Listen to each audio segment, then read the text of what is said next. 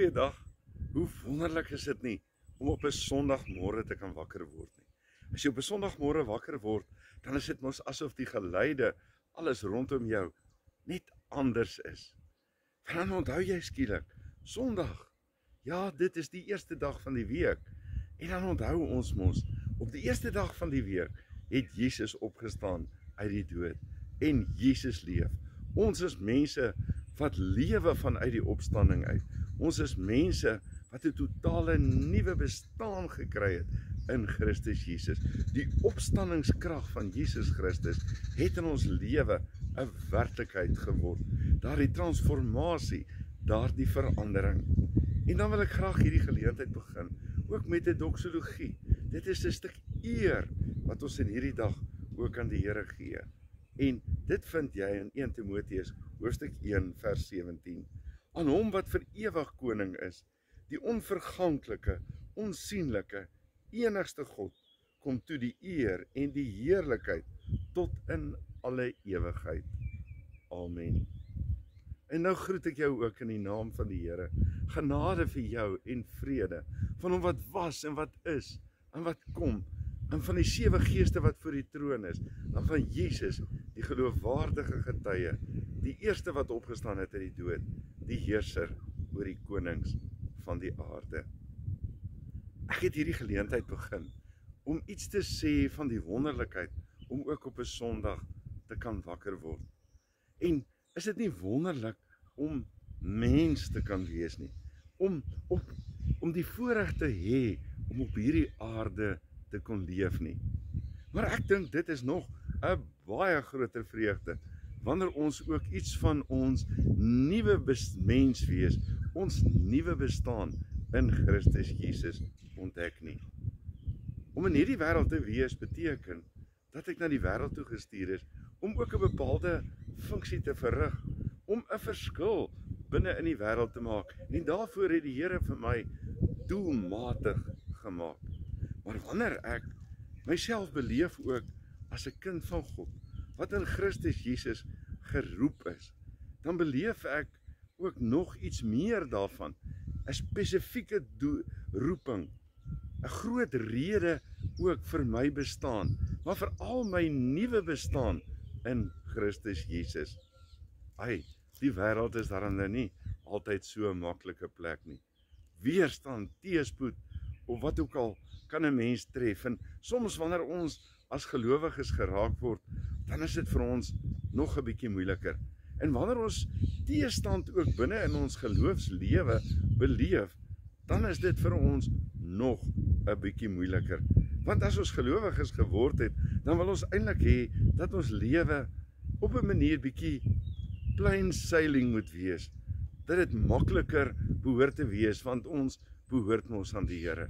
Nou, inderdaad is dit waar dat ons deur die Here gedra word, maar dit beteken nie dat ons nie druk en uitdaging gaan beleef nie, veral ook in terme van jou geestelike lewe nie. Want ons is maar pelgrimsreisigers wat deur hierdie wêreld gaan. En nou het ons hier 'n bepaalde status binne in ons lewe, en hierdie status is dat ek aan Jesus behoort.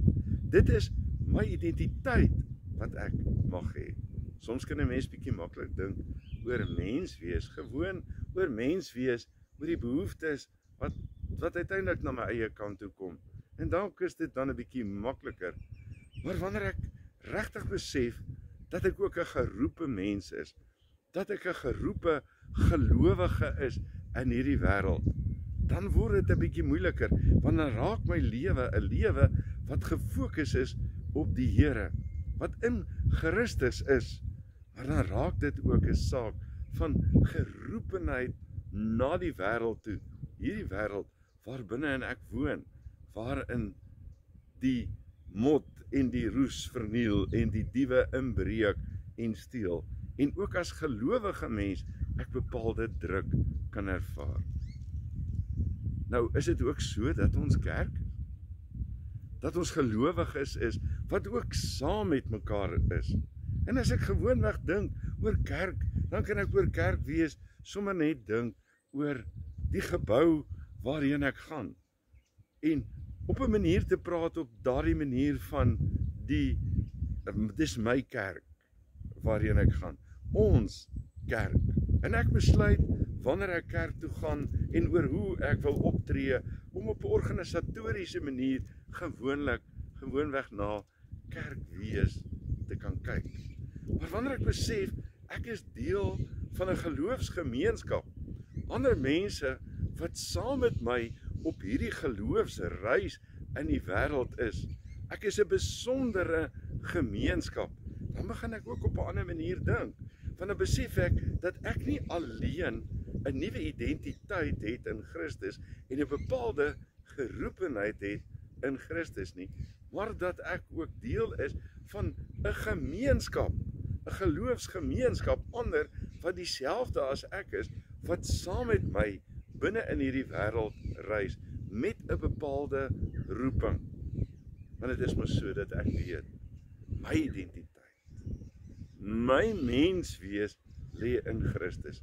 Maar saam daarmee kan ek nie my identiteit, my bestaan in hierdie wêreld as gelowige losmaak van die roeping wat die Here ook vir my gegee het. En as ek sê dat ek kerk is, dan is ek 'n bepaalde geloofsgemeenskap van 'n klomp mense wat ook aan die Here behoort oor die wêreld heen, en dan moet ek ook dink aan die korrelasie van identiteit, van wie ek is, en ook aan die roeping wat die Here, wat ons Here is ook aan ons gegee het. En 1 Petrus 2 vers 1 tot 10 praat 'n bietjie iets van die voorreg van om gelowige te wees en die belangrikheid daarvan om te groei binne in ons geloof. En wat ons eintlik op 'n manier 'n bietjie teenoor die ander wat nie glo nie laat staan, om te sê watter voorreg ons het, en om te sê dat as jy nie glo nie, as mense nie glo nie, daardie ouens wat die wêreld ook vir jou kan moeilik maak, dat die Here ook vir hulle hierdie hoeksteen ook vir hulle 'n struikelblok kan wees, maar aan die ander kant my eie bevoorregting en wie ek regtig in Christus is, en dan ook iets van my bestaansdoel en ook bestaansdoel van die geloofsgemeenskap op 'n manier wil uitdruk. Sjoe, die Here is dan baie lief vir die wêreld nie. Die Here is baie lief vir die wêreld. Ek dink nie ons het 'n idee nie. Want dit is juis hierdie roeping, hierdie liefde van die Here vir die wêreld wat gemaak het dat hy sy enigste seun na hierdie wêreld toe gestuur het. Dat hy kon sterwe, dat ons kan lewe. 'n Liefde wat aanhou altyd deur, en waarin God nie wil hê dat mense verlore moet gaan nie, maar dat mense gered kan word en deel kan word van hierdie koninkryk van hom, waarin hy die hoogste eer en die hoogste gesag het. En dan die besonderheid daarvan is dat die Here ons nie wil uitsluit binne in hierdie liefde van hom vir die wêreld nie, maar ons juis ook as kerkgemeenskap, as geloofsgemeenskap, as gelowiges wil insluit op hierdie reis wat hy het, om sy liefde binne in hierdie wêreld ook te laat vergestaal en dit duidelik te kan maak. En daarom verstaan ons dat ons aan die Here behoort, maar dat die kerk ook aan Jesus Christus behoort, en dat die kerk nie ons sin is nie, en dat ek nie daarmee kan maak wat ek wil nie, want dit is die Here se kerk, dit is die Here se liggaam, hy is die hoof daarvan. Dit is lekker om te sê, dis ons kerk, en dan partykeer half 'n stukkie identiteit daaraan wil hê van, ek kan dit beheer en doen, sonder om te onthou, dat dit die Here se kerk is, en dat hy die kerk gestuur het, as 'n geskenk na die wêreld toe. Kan ek vir jou lees, in 1 Petrus 2, en dan vier jy sommer net vir my, iets saam met my, van die roeping, of van die besonderheid van gelowige wees, en die oproep in terme van ons geloof, om om nog meer te wees wat ons is. En dan kom ons nader aan by ons status uit en wat ons roeping dan ook wees. Verskillende profiele van die kerk. 1 Petrus 2 vers 1 tot 10 sê, hou dan op, as jy dan in hierdie wêreld lewe, dan is jy mos geroep. Hou dan op met elke vorm van kwaad, met alle bedrog, huigelary, jaloesie en kwaadpratery.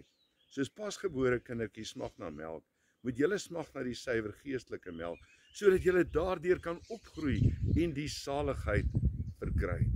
Julle het immers ondervind dat die Here goed is. Kom na hom toe, die lewende steen wat deur die mense afgekeer is, maar deur God vir die ereplek uitverkies is. Laat julle as lewende stene opbou tot 'n geestelike huis, om 'n heilige priesterdom te wees en geestelike offers te bring, wat deur Jesus Christus vir God welgevallig is. Daarom staan daar in die skrif, kyk ek lê in Sion 'n hoekklip, uitverkies vir die ereplek. Wie in hom glo, word nooit teleurgestel nie. Julle wat glo, deel in hierdie eer, maar vir die wat nie glo nie, geld die woorde, die klip wat deur die bouers afgekeer is, juis hy het die belangrikste klip in die gebou geword. 'n Klip waaroor 'n mens struikel, 'n rots waarteen jy jou stamp. Hulle struikel omdat hulle nie aan die woord gehoorsaam is nie. So het God dit ook vir hulle bestem. Maar dan kom hy daartoe, om regtig vir ons te kom sê, en dit is nogal bepaalde beelde wat die Here vir die kerk gee, en aan die kerk gee, en waarmee die Here, enigstens die kerk, die geloofsgemeenskappe ook vir ons, waarin ons ingesluit is, ook kom definieer, om te sê wat ons status is, beelde, metafore, wat ook vir ons geld, maar wat geweldige inhoud ook het. Ja, dan sê hy Dawid teenoor die mense wat nie glo nie, teenoor diegene wat kan struikel, wie is ons? Julle daarin teen is 'n uitverkore volk, 'n koninklike priesterdom, 'n nasie wat vir God afgesonder is, die eiendomsvolk van God, die volk wat die verlossingsdade moet verkondig, van hom wat julle uit die duisternis geroep het, na sy wonderbare lig toe.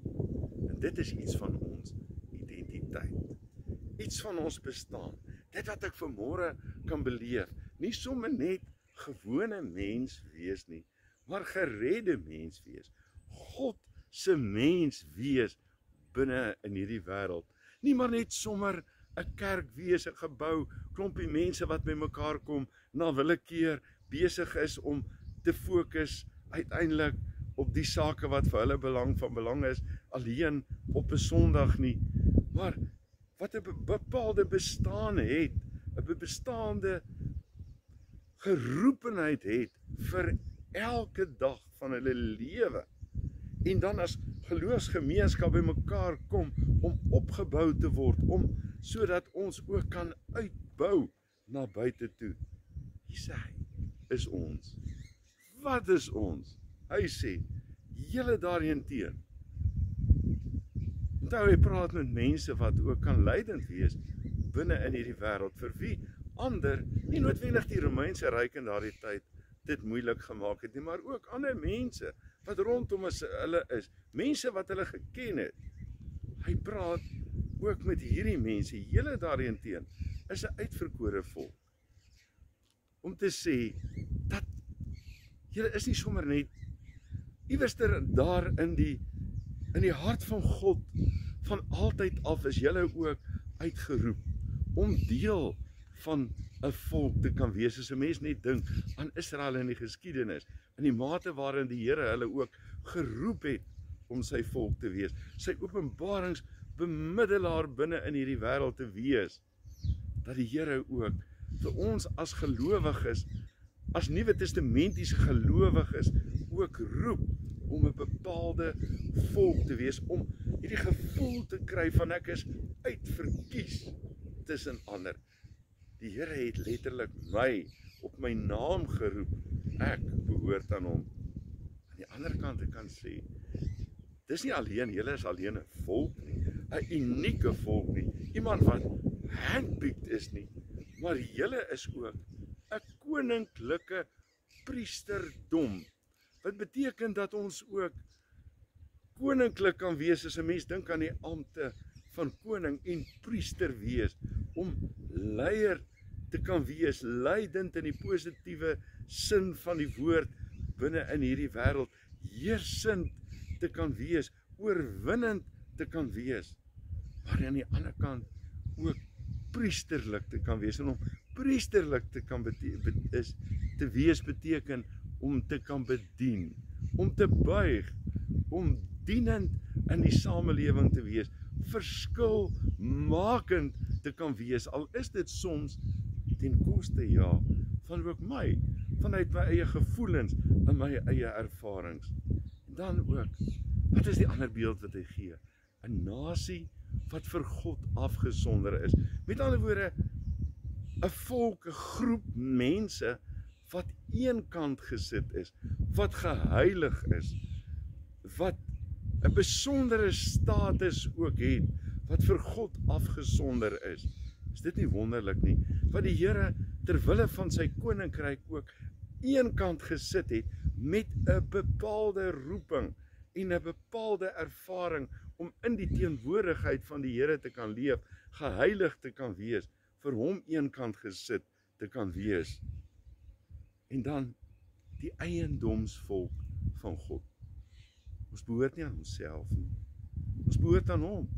Ons behoort aan hom wat ons vrygekoop het in Christus Jesus, wat ons nuwe mense gemaak het, wat die prys vir ons betaal het. Maar dan, saam daarmee, lê dit ook daarin, lê die roeping ingebed in 'n volgende beeld wat hy ook gee. Die volk, die mense wie ons is, maar wat moet doen? Wat die verlossingsdade moet verkondig, van hom wat julle uit die duisternis geroep het na die wonderbare lig.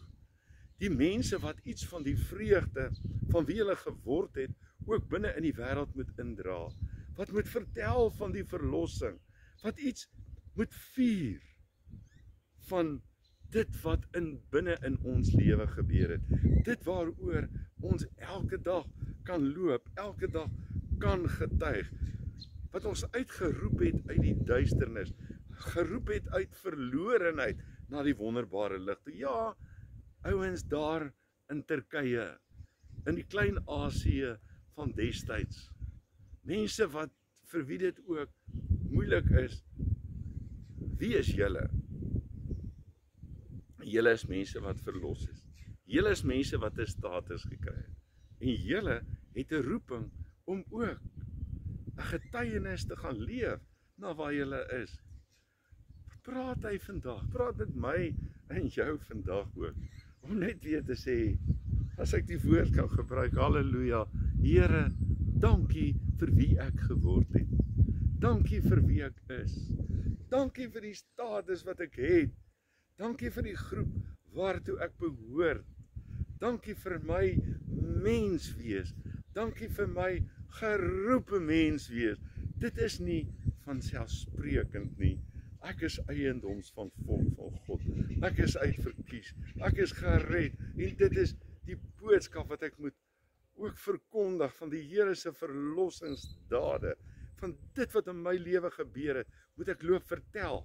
Want dis die roeping van die kerk, sê ek by die deur uitloop. Ek moet dit vir mekaar vertel. En dit vier. En dis wat ons dan vandag doen. As ons uitloop, dan loop ons om dit vir ander te vertel. Met 'n trots binne in ons, bereidheid om ook die uitdagings wat ons mag hê, dit ook te kan weerstaan en uit te staan op grond van hom wat ons Here in hierdie wêreld is. Onthou wat sê hy. Onthou dit net asseblief. Julle was ook vroeër. En hy sê dit vir ouens wat ook uit die heidendom uitgekom het. Hy sê dit vir mense wat uit ander nasies uitgekom het. Julle was vroeër geen volk nie, maar nou is julle die volk van God. Julle het toe geen barmhartigheid ontvang nie, maar nou het God aan julle barmhartigheid bewys. Onthou net asseblief waar jy vandaan kom. Jy het ook vroeër gelewe volgens jou eie begeertes. En nou het jy 'n nuwe mens geword. En as jy 'n nuwe mens geword het, gaan tog nou asseblief en gaan lewe as hierdie nuwe mens. En gaan verkondig dit wat in jou eie lewe gebeur het.